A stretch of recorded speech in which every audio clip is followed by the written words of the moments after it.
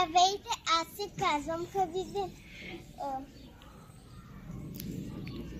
Какви зеленчуци отглеждате във вашата ферма? В нашата ферма отглеждаме зеле, моркови, краставици, домати и зелено. Как растат зеленчуците? Те започват ли от семенце? Да, те започват от семенца. Има си период на растежа около 5-6 месеца. Как се грижите за тях, докато пораснат? Докато пораснат, се грижим с тях с мотиката и с поливане.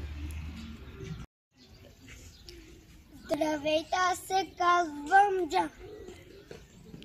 Колко време отнема на един домат или зеле да порасне?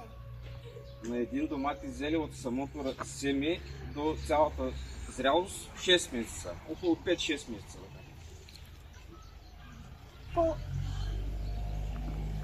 Си обичате да берете най-много и защо?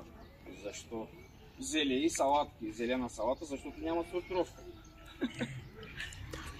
Какво се случва с зеленчуците, които са готови? Зеленчуците, които са готови, излизат на пазара, в магазините. Здравейте, аз се казвам Кезван. Здравей. Кое е най-забавното нещо с това да отглеждате зеленчуци? Най-забавното нещо е, че работим цялото семейство и се забавляваме. Кои животни помагат на растенията да растат? Черешките, защото ги опрашват.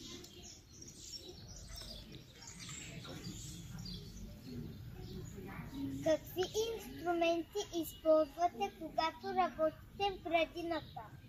Мотика и агротехника. Защо трябва да се храни с здравословни неща? Защото плодовете и зеленчуци са здравословни. За да сме по-здрави. За да сме по-здрави, да. Благодаря. И аз ви благодаря.